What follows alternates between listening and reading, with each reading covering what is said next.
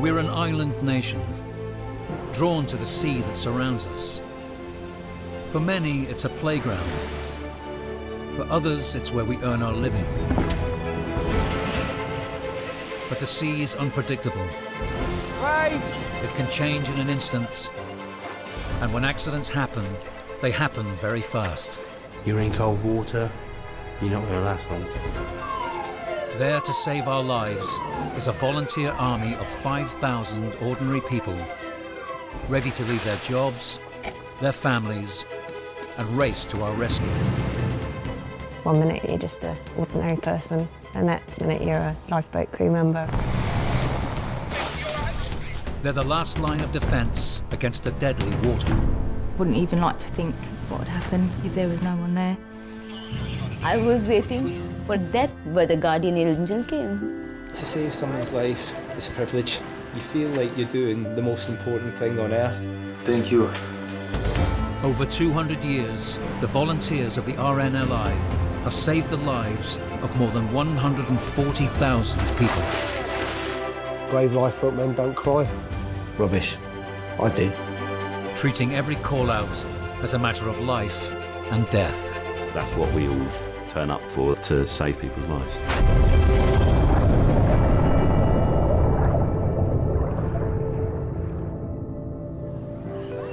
Summer in Blackpool. The population has quadrupled with the influx of tourists. This afternoon, the sea temperature is a cool 12 degrees, and there's a strong current. A call has gone out for help. Attention. What we're doing, both going in this?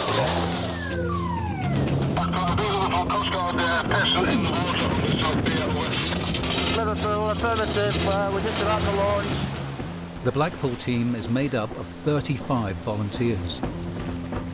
If you look at it broad brush, in 238 locations around the coast of the UK, right now, upwards of 30 people per location will drop anything they are doing to run to eagerly get in some form of waterproofs, get on board some form of orange and blue thing and go out to sea to save somebody. All right there, bud. That is pretty awesome. And there's nothing else that exists like it in the world. We just arrived at South Pier. Any further information, over? 7 minutes after the alarm was raised, the lifeboat is on scene. Colin, who worked as a commercial skipper, is at the helm.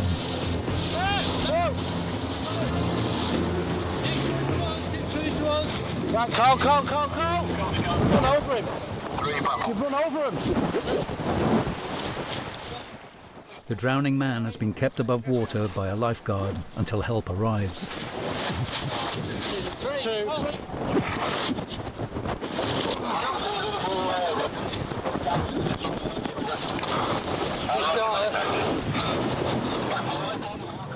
I've been at Blackpool Lifeboat for 20 years.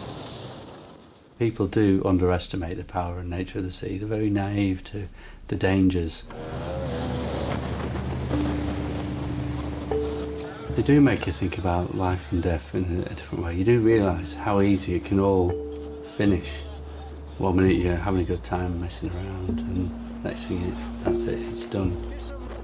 It does make you appreciate life a bit more. Something first. Who's getting ambulance guys up there? Yeah.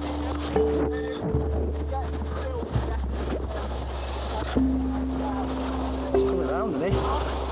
He's getting him over. He's trying to get. Of course, you are willing them to come back, you know. Coming round. Come on, mate. We're only human. Come on, mate. Come on, mate. No, wait there.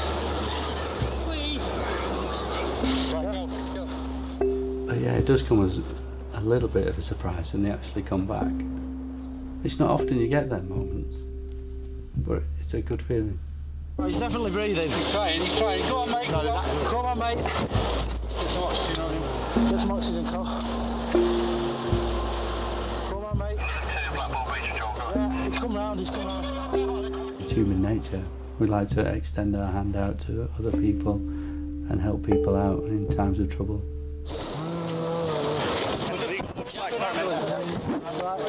Go, go, go. The man was taken to hospital and was later able to return home.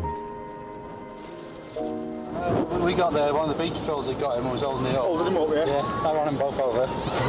And we pulled them in. I heard you apologise when you... Excuse me. The volunteers from the lifeboat crew went back to their day jobs.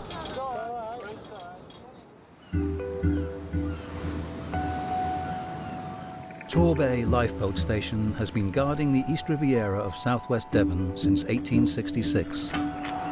Launching nearly 4,000 times, they've saved more than 1,000 lives. Mark leads a team of 29 volunteers.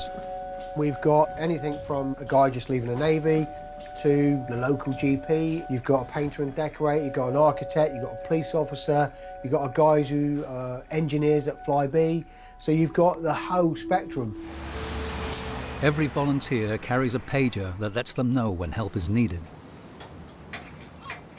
Jules is the most recent addition to the volunteers. If the page went off now, I'd just drop the paint, chuck the brush down, climb up the bars, try and get on the wall and run to my van as quick as I could. Just a buzz, and it could be anything. You never ever know what it is. Michelle is an environmental scientist. Did you always want to work with snails? No, I thought it might be a bit more exciting and dolphins and things. I've ended up with freshwater snails. One of 2 women on the team, Michelle's been volunteering for 3 years. We've had some horrible shouts recently with people dying or not being able to find people on sunken boats. And yeah, they're not very nice at all. It's a bit weird. You go along for ages and nothing, and then all of a sudden, beautiful sunny day, flat calm, and someone will fall down a cliff.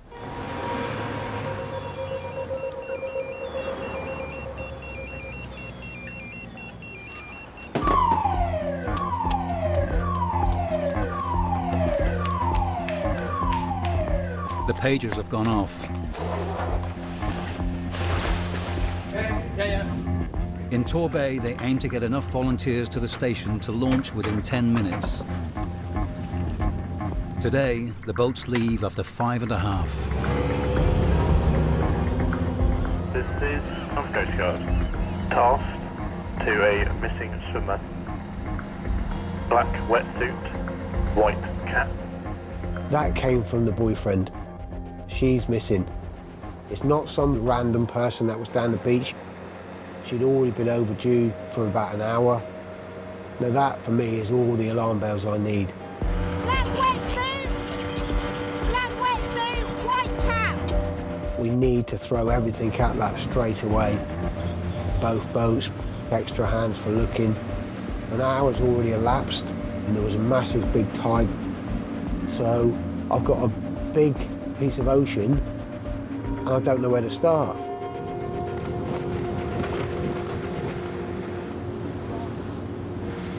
On average, 160 people a year lose their lives around the UK's coast. Still can't see anyone. When they said an hour overdue swimmer, you know, a lot of people have struggled to swim for an hour, let alone be an hour overdue. The sea can quickly take you if you're constantly fighting and panicked, then you become very quickly exhausted, and it doesn't take very long to drown, so you need to be quick. You need to be really quick. Definitely a race against time. You need to be found, and it is extremely difficult. We've not been very successful over the years at finding people that have been missing for long periods of time. It's just incredibly difficult. I've heard from survivors before saying, you went past me 3 times. It must be absolutely horrific to see the boat that's come out for you go by you. Not easy to spot at all. You see the little crest of a wave. Ooh, what's that? Have a closer look, maybe get the boat to veer over to it. You imagine someone's head in a big ocean.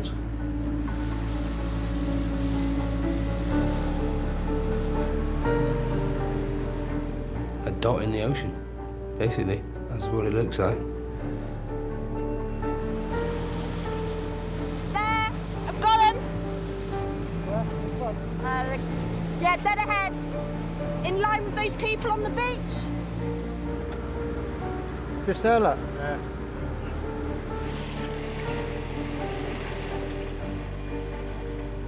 What's her name? Cheryl. Are you Cheryl? Somebody's called in. You've been a bit longer than you expected. But are you all right? Do I look all right? Yeah. I look absolutely fine. don't I? Cool. Super. No worries. I'm a swimmer as well, as long as you're all right. She's from Babbacombe or Oddicombe Swimming Club. They do like 5-10 mile swims. She said thanks for coming out and sorry, but yeah, she's fine. Coast Guard. I thought that might be an horrible one. It was a long time to be overdue. I personally thought something really bad had happened. Dolphin! Dolphin! You know, we addressed it, we were lucky, she was there, we came home, great.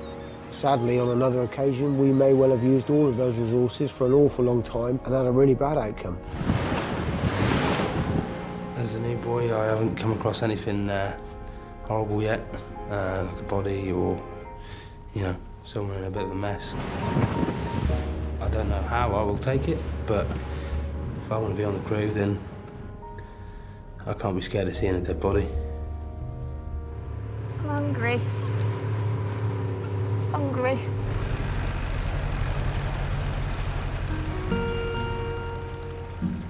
The only time I ever see her is when she's hungry or she wants something. The lifeboat comes first, so she tends to hang around waiting for shouts.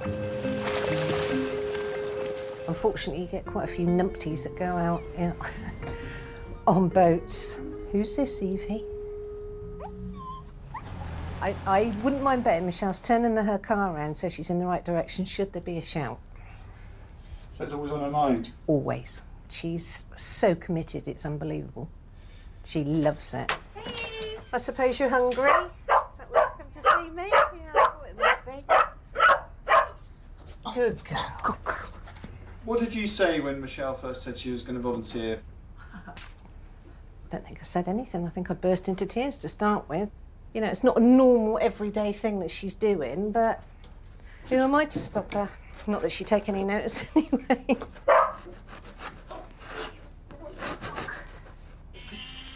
We just need to find Michelle a man so that somebody else can take over and look after her. Lifeboat man? Any man, anybody that'll have her, I don't really... He needs to know what he's taken on, though. She's not a normal, everyday... I'm sure I dropped her on her head when she was a baby, but... No, she's a brilliant kid. Is she brave? Yes, you've got to be. They all are. There's no way in the world I would do it. No way. No way. No. I look at the sea every single day, and I think I've got far more respect now for it than I ever did do before.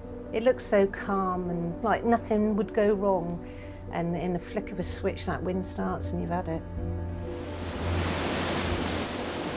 I think it's something magical. You look at it and it's never the same. One day it could be glassy calm, next day absolutely screaming. White water everywhere, blowing a gale. And when you work and live in an environment that we do, you know that you could pay the ultimate price if you get it wrong.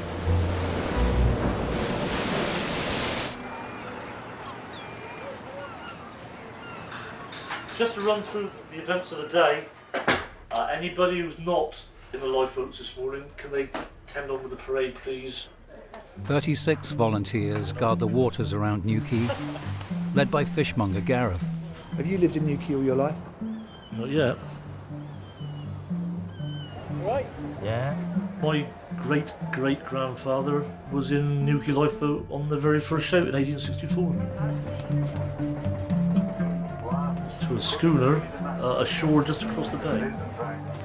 That was in the days of rowing and sailing lifeboats. Times have changed since then. This is our Atlantic 85. She's one of the fastest vessels in the RNLI's fleet. Now this is our D-class lifeboat. Both of these boats were actually donated by bequests. So somebody's left us the money in their wills to buy both of these lifeboats. What does one lifeboat cost? The Atlantic 85 current cost about 240,000. For one boat? For one boat. It is a lot of money, there's no question about it. But after all, the crew's life is in the hands of the boat. A call's come in. A young boy who was on a scout trip has ended up hurt in the water. 12-year-old boy in the Gazelle with suspected spinal costera. Oh, costera again? Yeah, same place again. Coast-steering is going around the cliffs, jumping off rocks into the sea. It can go badly wrong. It's very easy to land badly, and if you don't land at the right angle, it's like hitting a brick wall.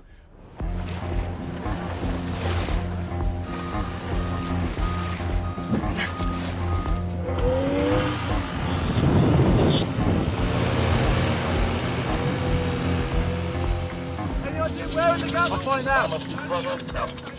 Department Coast Guard, Newquay ILB, Channel 0, launched on service. Do you have a precise location, over?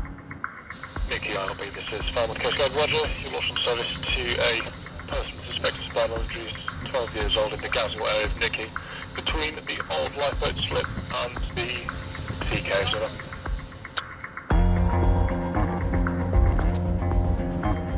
Department Coast Guard, Newquay ILB, we have them visual.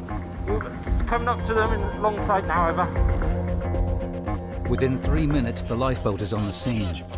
Rescue 193 is already tasked. We'll pass ETA when available. Await your assessment. Hope you get in the water? Yeah. The crew have all been trained in casualty care. Tim is going to take over from the coast steering instructors, who have been trying to keep the boy afloat.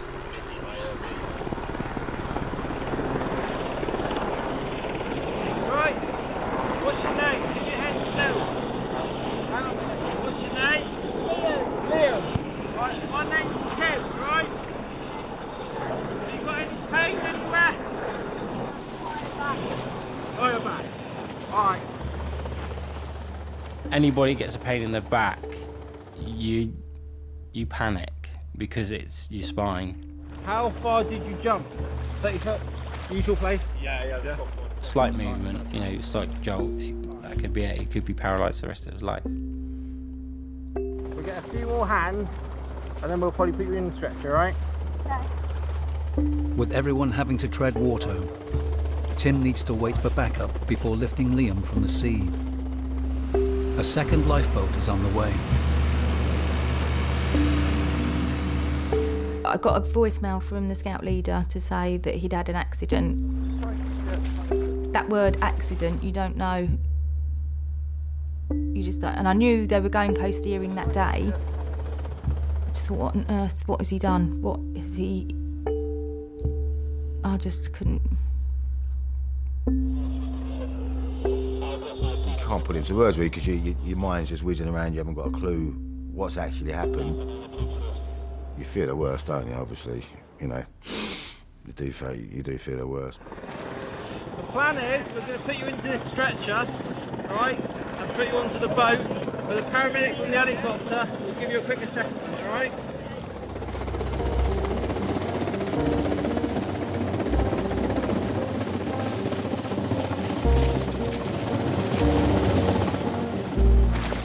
Are you shivering because you're cold?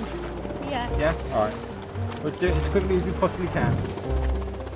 The challenge is to immobilise the casualty so that we can safely get them aboard the lifeboat without doing them any further damage. Right. I've got the net. The person that's holding the head is calling the shots. If you feel any pain, just let us know, okay? You chose to hold the head. I did. Big responsibility. Very big, that is, yeah. If you could move the float, Slightest little movement, it could change his life. hold his leg. Are you a confident person? Not really. Ready? On 3. 1, 2, 3. I'm a quiet type, I think, but I need to do the job that I was there for. Towards you a bit. I suppose that's part of the adrenaline, though, because it's pumping all the way through. So you do become more confident. Alright, mate? Yeah, Are you in pain? a little bit on my back. Okay. No, I don't want you to move, Liam. I want you to stay perfectly still, okay? What we're going to do is we're going to get you over to that beach, and we're going to take a better look at you, okay? Okay. Okay, good lad.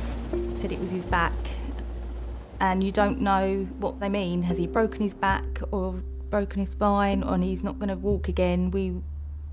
In my mind, I was right. We're going to deal with it. All these things go through your mind. You got the head? Yeah. Right. Did I do the right thing sending him? It's very hard as they're growing up to let them go, You happy there, babe? You want us to come up? but you try and make the right decision, and they have to find their own way. He's 12. He needs to go and do and experience things. Falmouth Coast Guard, this is Newquay ILB. We're proceeding to Tarrant Beach. We might have to divert to the Newquay Harbour if there's any surf. Over. I'm quite shy, I don't really try anything new. That's why I did the scout trip, because I knew there'd be like a lot of challenging stuff I could do. I was quite nervous, but I went for it, and I sort of panicked. Forgot what I had to do, like keep straight, and I sort of leant back, flipped, and landed on my back.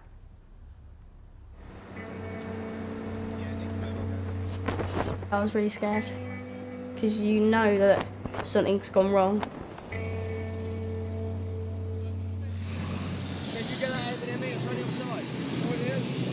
Right, you're going to have to take both, because I'm going to have to stay with the boat. Alright, you got the end?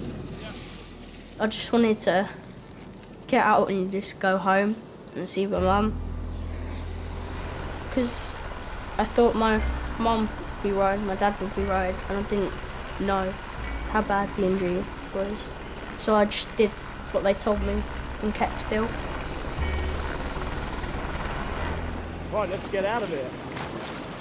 With Liam safely transferred into the care of the Royal Navy medics, the crew returned to base. Back to the day job. Yeah, back to the day job. What do you do? I'm a cleaner, health centre. So. Does that have, is there room for adrenaline surges there? No. It's just carry on, do what you need to do. Though the vast majority of UK lifeboat stations are on the coast, the busiest station is actually here in central London on the River Thames. Yahoo! Pizza! It's so busy that the station has to be staffed around the clock. Volunteers do 12-hour shifts led by 2 full-timers. Definitely got its own vibe at Tower. At our station we are literally living, eating, sleeping with each other. That sounds very wrong. We're very much in each other's pockets all the time. So this is our bunk room, which by day stores a lot of mattresses and beds, and then on night shifts the crew all sleep in different rooms. So our helm will be in this main room because it's right next to where we will get the call. You know, we're here for 12 hours at a time, so there is generally, you know, most shifts a wee bit of downtime, but you never say the Q word because that is always the... Quiet! No! Dare I ask you what the Q word The is? Q word. The Q word is quiet.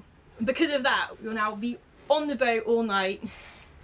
It's no bad thing to come off a night shift having manage to get a decent sleep. At the same time, it's always, you know, exciting to get called out, so. There hasn't always been a lifeboat station on the Thames. New figures have been released in the past hour of victims of the Thames pleasure boat disaster. 25 bodies have been recovered, and it's believed that 38 of the passengers are still missing. The Marchioness had sunk in 22 seconds, leaving no trace.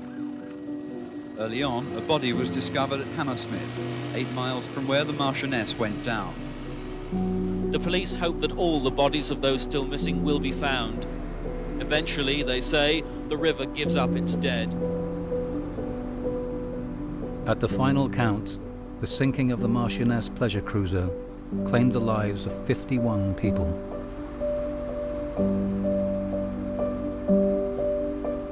So many souls were lost, and sadly the rescue network was not there that could deal with that incident, that number of mass casualties. The Marchioness tragedy led to lifeboats being introduced to the Thames. In 14 years, the team has saved over 250 lives.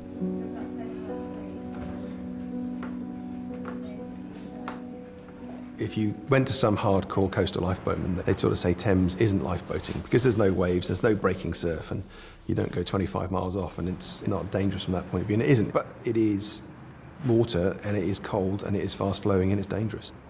You mix depth with fast flowing with cold, and you've got the perfect combinations for sort of human disaster. 2:50 a.m. Two boys have been spotted in the water near Westminster Bridge. The crew is expected to be up and off the station within 90 seconds. There has to be that regimented approach. The Thames is an immensely dangerous place. Literally seconds count. You can see people disappearing in front of you, and to witness people going subsurface as you arrive and not get them back, it really sucks. There's a wee bit of your heart gets lost when you don't manage to save someone. The majority of people who die in cold water are dead in the first 3 minutes of immersion. That's called cold water shock, and it's crippling in its effects. The initial thing it does is produce that massive gasp. And after that, then a really fast breathing rate, which, crucially, you can't hold your breath. London Coast Guard tell lifeboat. So if you're trapped and being pulled under, you're still breathing hard. So even if you want to, you can't hold your breath. Clarification, mate. It doubles your central blood pressure, massively speeds up your heart, all of which can cause an instant cardiac arrest. If you survive those 3 minutes, what happens next to you is the effect of being in the water, and that's something we call peripheral cooling and swim failure. Your arms and legs over the next 20, 30 minutes start not to work. Cold water does kill. It's really brutal. It doesn't take any prisoners. Yeah, got him. The crew arrive on scene to find two young men who appear entirely unperturbed by the water temperature. Hiya. Hi. We're going to help you, okay? We're going to help you, yeah. But hang on. How did you get in there? They've jumped over the wall and they've fallen a good 20, 30 foot into what is about a metre of water. Chaps, oi, listen, you are coming out. There is an element of frustration at the stupidity. Chaps. To put yourself in a position where it's quite easy to kill yourself. All we're interested in is getting you out and ashore. So the minute they behave like kids, I'll behave like a dad. I am only interested in getting you ashore, end of. You know, come on, getting out, let's go. Right, what's your name? Here you go, ready? Alright. Here you go. Why was one of them naked? I have no idea. Yeah, adds a different dynamic to it. You just sit right down to me. Come here. Please, hey. I promise you, Hey. I promise you. I promise you. Hey. I don't want to cry. What's your name? Where's my watch and my hat? We're going to help you with them. Were you wearing them in the water? Suddenly you start to put the picture together. You've got two guys stood in the Thames at 3 o'clock in the morning, talking a load of drivel and behaving in the most altered way. And it's like, okay. Or maybe they've had something which isn't just alcohol. We're going to help you, okay? But obviously drugs and water combined are not the safest environment to have your trip in, that's for sure. Not gonna kiss you. It was quite hard to have a conversation with either of his casualties. I'm not sure there was a lot of conversing. OVO Drake! OVO Drake! Hey, look at me. Do you understand? I still try now. That's because I've got a nice big blanket on you. How did you end up in the water?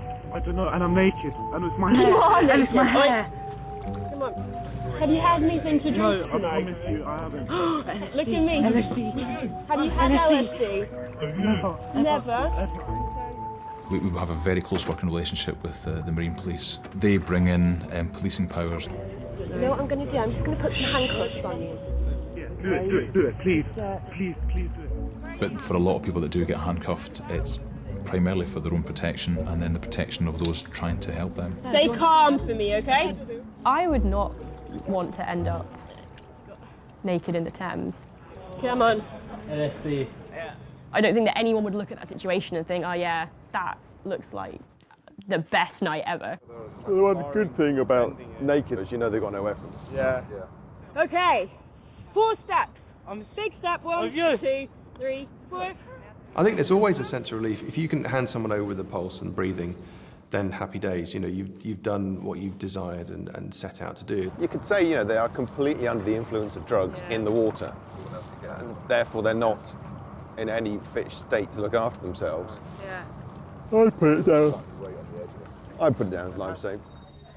As much as it's just a board with hooks and bits of laminated number on it, it's something that kind of quantifies what you're doing, and actually seeing that number of lives saved, that number creeping up, is actually a really nice feeling. That'll be fun in A&E, won't they? I can see a white rabbit. I can see a white rabbit. Yes, you can. Now go back to sleep, little boy. They have no clue how lucky they are. Tomorrow morning, Jenny will have to travel back to Oxford University to work on her International Development PhD. That can be quite tiring, but I wouldn't enjoy spending all day, every day, reading books and being in the library. It's really, really refreshing to come and to push myself in different ways. You're welcome to have tea. No, I'm good, because it will just get a good 4.5 hours in. Oh. For me, I mean, this is my hobby, so this is my downtime, and this is what I do to recharge. This is what sets me back up for the rest of life. On the Thames, the average shout is just over a mile away. In Eastbourne, they have to cover not only 12 miles of coastline, but also halfway out across the English Channel, where in summer there are many hundreds of boats on the water every day.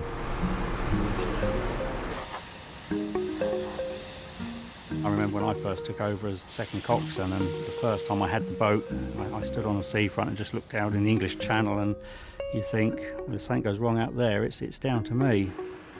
Mark has a £1.5 million boat for emergencies on rough seas and a team of 45 volunteers. Jim is one of the youngest on the team. He met his girlfriend Jaeger when she was a volunteer lifeguard. How long have you been together? 4 years and 2 months. Yes! They all like playing boats, but at the end of the day, it's a lot of dedication. It's exciting knowing that Pager could go off any minute, he could then have a shout, and then he's going off and saving some lives. I think that's quite incredible. No, I wouldn't change it. So. Good answer. No. As soon as that pager goes off, he knows that he's going to suddenly shoot out the door, so he starts whining and whimpering and chasing him around the house, wondering what's happening. Has he ever not got his pager on? Good boy, someone you good boy. Shower, sleeping. Yeah. My own routine is phone, keys, wallet, pager, and then glasses. As long as I've got all of those, I'm sorted. It's 10 p.m, and as the wind picks up, a yacht has radioed the Coast Guard to report that it's experiencing engine problems.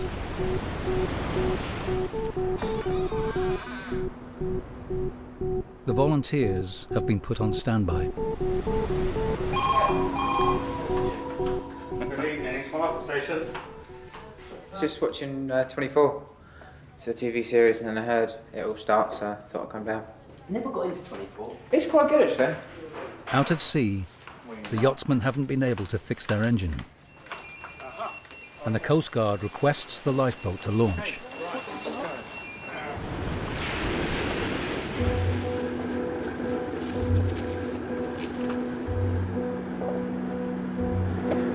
When it first came in, they were 7 miles off. So, I don't know, 10, 15 minutes maximum. I like being out on the water, having all the salt and water over your face. I think the only thing that scares me with the sea is drowning. I would hate to drown, because you'd be basically dying in the thing you love. Spotlight, do you want a spotlight? Run it up just in case, yes. Do you fear drowning? Yes. Yeah. We've been out to enough people that have unfortunately lost their lives to drowning, and it's not nice. That's why we get out there so quick. You a tow line, over. Okay, roger that. You will pass us a tow line. Ready? The yacht is crewed by an Italian, a German and a Dutchman, who have just started a round-the-world trip. On the end of that line. They began in Holland and have managed to cross the channel, but now they're drifting and are unable to get to land. They'd lost drive, they had limited steerage. They were going to try and get to Brighton, but the weather was so difficult, you know, the wind and tide trying to beat against it. Safest option was just to call for help. It takes just over an hour for the lifeboat crew to tow the yacht back to the safety of the harbour. Thank you very much. Oh, you're more than welcome. So the engine just runs at high revs? The throttle system there, I cannot engage, disengage, not good enough if you want to go into a harbour, I think. What happens now?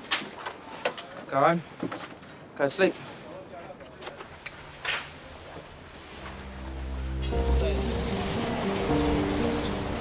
The sea's probably the least regulated place you are. You can just go and buy a boat and go and drive it up and down with absolutely no clue about what you're doing. It's not the greatest idea on the planet, but you can do it. I think that makes it the last sort of frontier, really.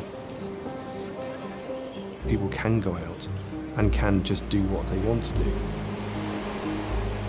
Unfortunately, you could spin the coin and say there's regulations about everything to keep people safe, and that's why we get the incidents at sea we get, because actually they can go out and be free and then they can get into trouble.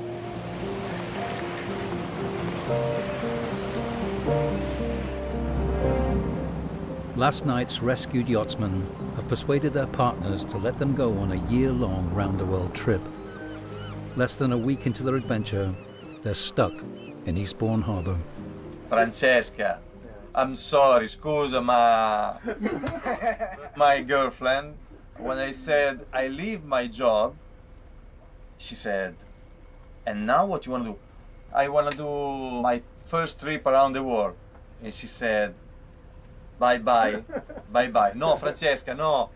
Ma io torno. But we come back. So you gave up your girlfriend? Yeah. Just for this dream? Yeah. This is a big dream. And it might be just a dream, but we're going to try. If you're not scared by the adventure, then you're not clever about it. It is a little bit scary. Last night, we definitely needed help. Better safe than sorry to call in those guys, because they know what they're doing, and at that point we didn't know. But once you accept that line, you will be safe. That's the good part of it, so that's the most important. But you also have to admit a little bit of failure. So that's hard to do, but you have to do it.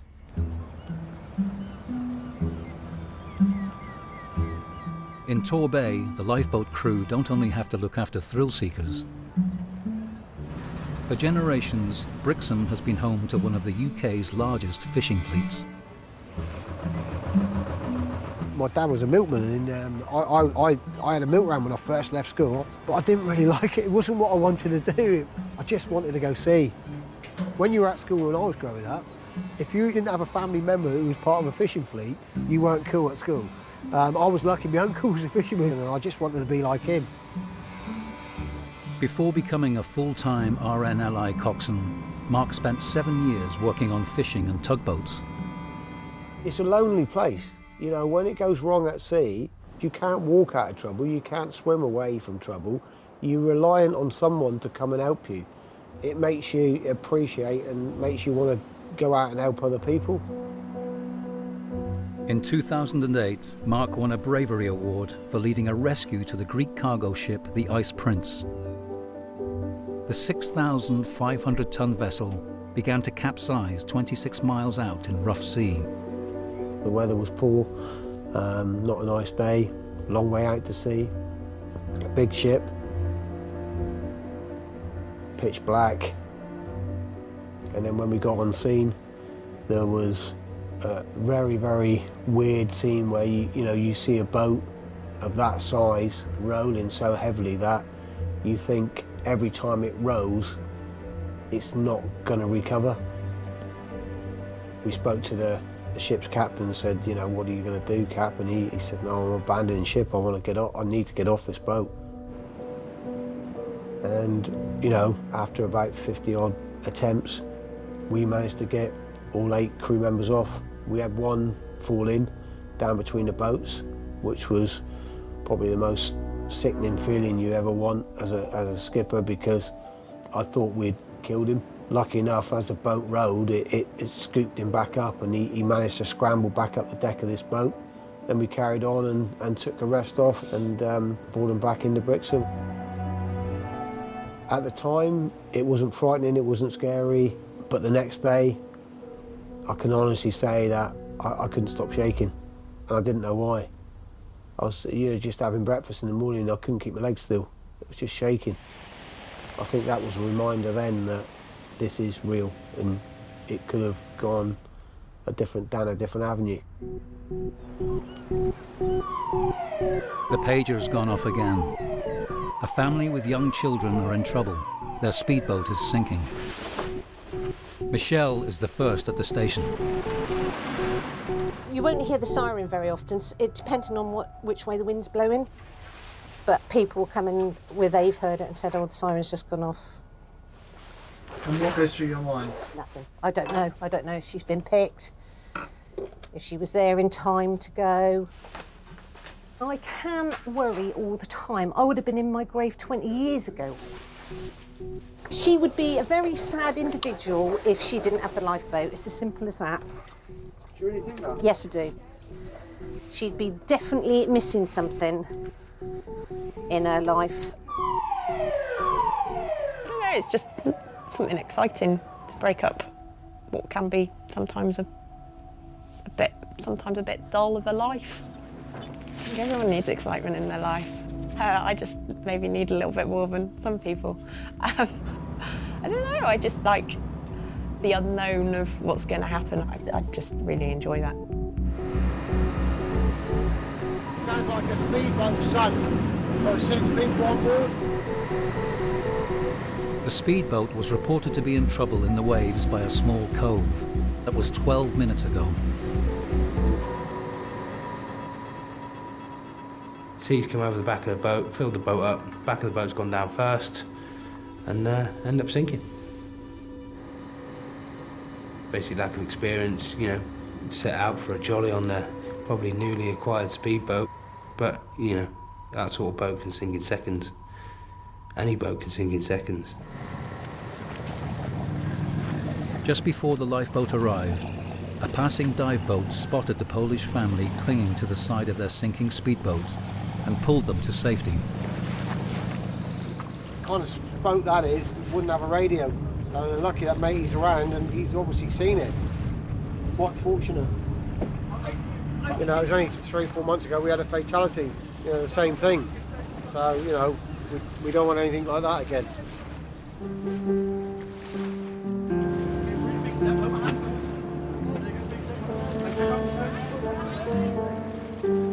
We had a really bad incident recently where a boat had capsized and a young girl lost her life, and you know, we were all quite raw after that.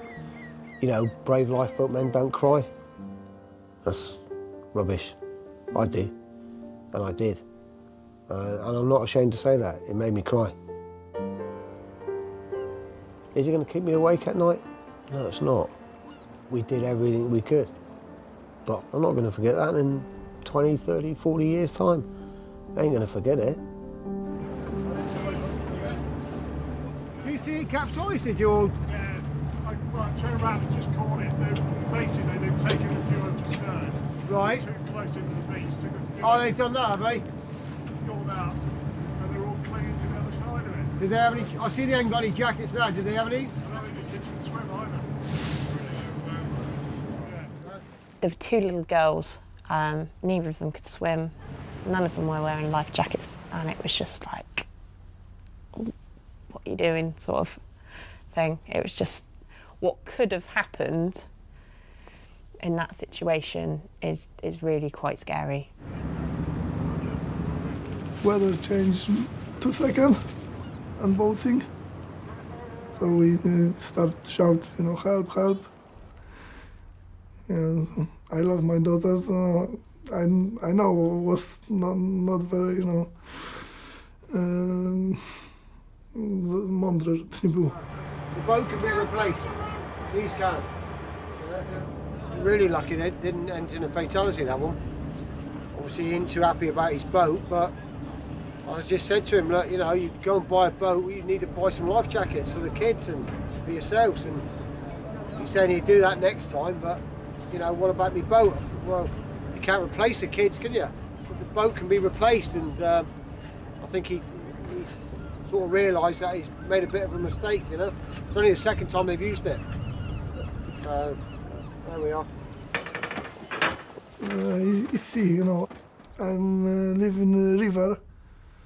It was the bigger river in Poland, this one. But I'm using boat all my whole life, but this is absolutely different, you know.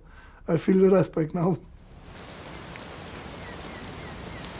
Michelle's commitment to the lifeboat means she's now carried out nearly 60 rescues. I was like, I want to get married on the lifeboat, and I'd like the lifeboat to take me to my reception. Your wedding dress would have to be yellow, wouldn't it? Yeah. Big to rip off the bottom so you can get in your... You just put your weddings on over the top. We're only missing one little ingredient, aren't we? We need to find a man. I need to find some to marry first. Yeah. It's the only bit you're missing, is the man.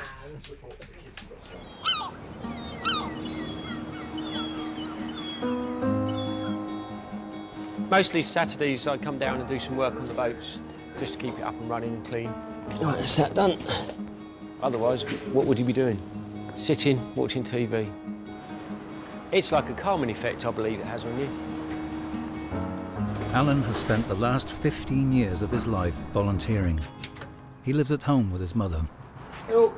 It's a good relationship because we go either way. We go our own ways. Own ways. Yes, and sometimes he's in, sometimes he's not. And I know he would like his own pad, but he will do one day. Yeah, one day. One day. Yeah. And we live so close to the beach, the sea, so the station. The Eastbourne Station's patch includes the area around the cliffs of Beachy Head. It means the volunteers have had to get used to death more than most. You know, Beachy Head claims all sorts of victims, really. You've got the sea-going victims, boats hitting the ledge, you know, people getting cut off by the tide, and for whatever reason, people have been up to Beachy Head and decided to do what they want to do. People do end their lives. I think it's so sad when they go over the top. They must be desperate. Yeah. I think the saddest thing was a few years ago, a mother and father went over with their baby, and I think that's so sad. And like the one Alan had a few years ago with the car, I mean, they must be desperate to do that. That was on October the 12th, 2012. It's a hereby record of an appreciation of his initiative, compassion and exemplary first aid treatment of an unresponsive and seriously injured man at the foot of Beachy Head. We got round there and saw the car at the bottom. Light was fading quite well then, so I swam in to the beach. I found the gentleman still alive. He was still in his car. He'd fallen about 500 feet and he was still alive. And I was talking to him all the time, keeping my mind off other things, the tide coming in. Unfortunately, he passed away about 12 hours after. That's one of the scariest I've done, yeah. That's the first time I've heard that. Yeah, because I don't He say hasn't said much. a thing at all. That's the first time I've heard that. Yes, so... Yeah, so... It's surprising, yes. So you see, he doesn't talk about it. No, I think if you talk about it, then you'll dwell on it. Mm. I don't share, it's just the fact that we go out there, we do our job, and we come back in. Like many volunteers, Mark takes his work home with him. That's the Coast Guard's out now up at Beachy Head. They've actually got someone up the top sitting on the cliff edge that's in a distressed state. But unfortunately, if there is something up there, if the lifeboats are required, it's not usually a case of getting away quickly. It's normally beyond that. 1 hour later, the person has jumped. Mark's going to the station to supervise Jim and the other volunteers who are going out to recover the body for the coroner.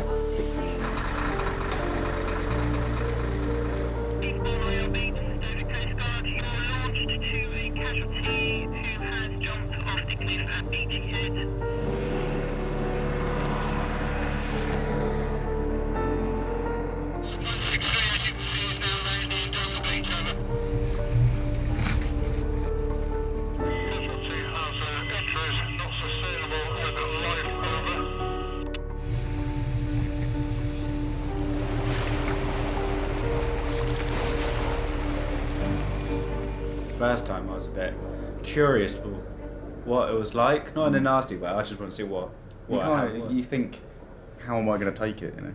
And that's it. It's easy just to turn off, isn't it? Yeah. Turn off, get on with it. Think about it later, I suppose. You boys are volunteering for this shit, yeah? For lifeboat crews all across the country, dealing with death is as much a part of the job as saving lives. You know, it's quite a strange thing because it's you know, you end up having to put them into a sort of body bag and stuff. It's worse looking at that than it is the person. It's sort of final. You zip it up and that's it. It's person's no longer there anymore. Yeah, it's quite a strange emotions that you go through. Helicopter's got it now. It's taking it from the beach up onto the top to hand it over to the Coast Guards on the top of the cliffs.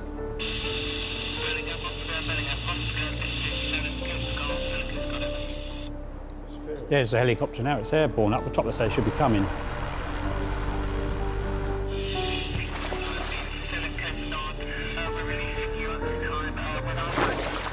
There are occasions when you think, yeah, something's best forgotten. You don't want to dwell on things. But yeah, certainly there are occasions that, irrespective of how much you'd like to forget it, you can't. The body recovery has taken 4 hours. It's the 5th one Jim's been involved in. It's not the nicest thing to do, but it is part of Eastbourne Lifeboat. You think of the families, we're basically collecting their loved one on behalf of them. So I'll always say the Lord's Prayer on their back. That's my little routine that I'll get into. I've never told that to anyone, but that once, so then that's just my little thing and that. But that's as far as I go because I don't necessarily want to know because then it may affect me even more.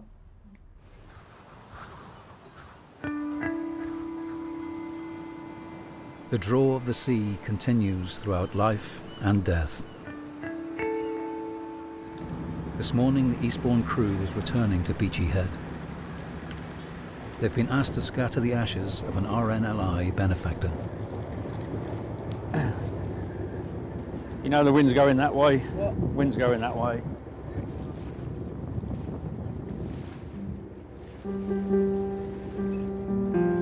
For as much as it has pleased Almighty God of his great mercy to take unto himself the soul of his sister here departed, we therefore commit her ashes to the sea. Ashes to ashes, dust to dust. Just observe a minute's silence, please. Everyone seems to think that I'm going to have my ashes scattered at sea. No, I'm going back to the farm where I grew up. I've spent my life, striving to stay on top of the water, not in it. I don't like getting wet. Got to go somewhere, ain't you? You might as well go somewhere where you enjoy. My missus says I spend most of my time down there anyway, so it doesn't matter. The reason why that we scattered them here was the fact that she used to travel down to Eastbourne and spent many years just sitting up there, just watching the world go by. So that's why it was done there. But thank you, it's all done. Would you want your ashes scattered at sea? Yes, I would. Yeah, I'm free to roam then. I could end up in the Caribbean.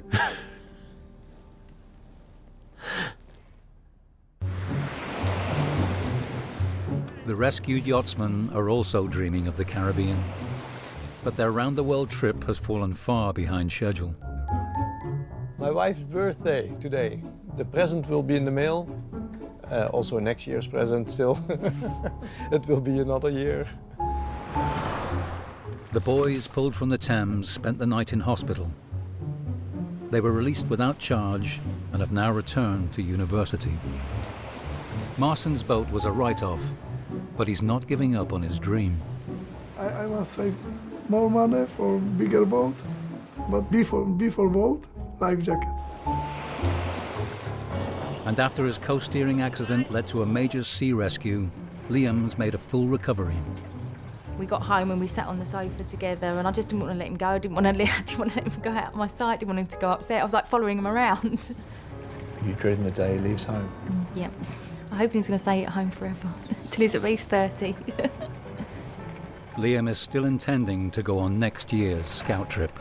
I think I'm going to do like roughly the same sort of stuff, just hopefully with no accidents this time. Feet are staying on dry land.